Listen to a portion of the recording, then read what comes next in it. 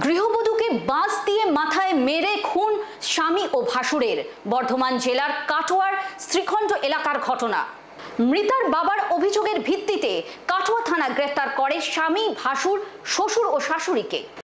বিয়ের কিছুদিন পর থেকেই সোহাগী বিবি নামের এক গৃহবধূ তাঁর শ্বশুরবাড়ির লোকজনের কাছে লাগাতার শারীরিক ও মানসিক অত্যাচারের শিকার হতেন। ধীরে ধীরে সেই অত্যাচারের মাত্রা সব সীমা ছাড়িয়ে যায়।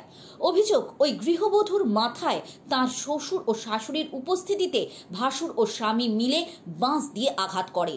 আঘাত এতটাই তীব্র ছিল যে মস্তিষ্কে অতিরিক্ত রক্তক্ষরণের ফলে মৃত্যু হয় ওই গৃহবধূর। মৃতার বাবার অভিযোগের ভিত্তিতে কাটোয়া থানার পুলিশ গ্রেফতার করে মৃতার স্বামী, ভাসুর, শ্বশুর এবং শাশুড়িকে। তদন্তভার দেন কাটোয়া থানার তদানীন্তন এসআই আব্দুল হাসিম হাজারি।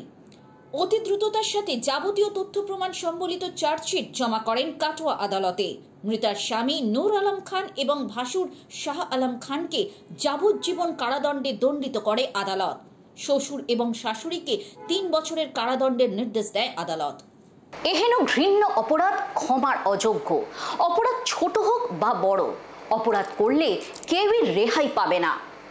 অপরাধ দমন করতে সদা তৎপর পশ্চিমবঙ্গ পুলিশ প্রশাসন।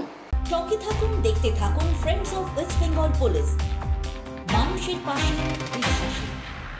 চ্যানেলটি নিয়মিত দেখতে হলে অবশ্যই লাইক, শেয়ার এবং সাবস্ক্রাইব করতে ভুলবেন না।